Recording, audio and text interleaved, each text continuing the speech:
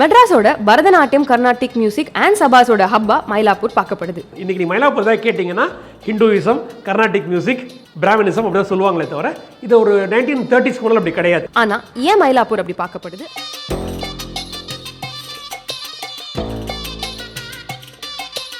மயிலாப்பூரில் இருந்துட்டா வேற ஊருக்கு போகிறது பிடிக்காது. மயிலாப்பூர் ரொம்ப மயூரபுரின்னு சார். இதை ரொம்ப இது பத்ம புராணத்திலேயே இந்த நேம் இருக்குது. இதில் எந்த நேரத்தில் வந்தாலும் இங்கே ஃபுட்டு கிடைக்கும். நங்கநல்லூர் போவாங்க, வேளச்சேரி போயிடுவாங்க, திருவூர் எவ்வளோ பேர் எவ்வளோ தூரம்லாம் போயிருக்காங்க.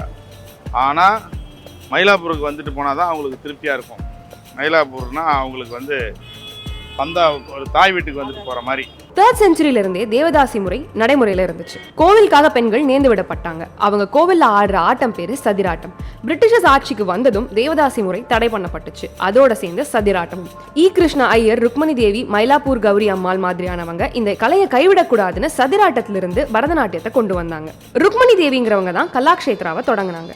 கோவில்ல இருந்த சதிராட்டம் பரதநாட்டியமா சபாக்களுக்கு போச்சு. அதே மாதிரி கர்நாடிக் மியூசிக் மாளிகைகள்லயும் கோவில்கள்லயும் பாடப்பட்டுச்சு.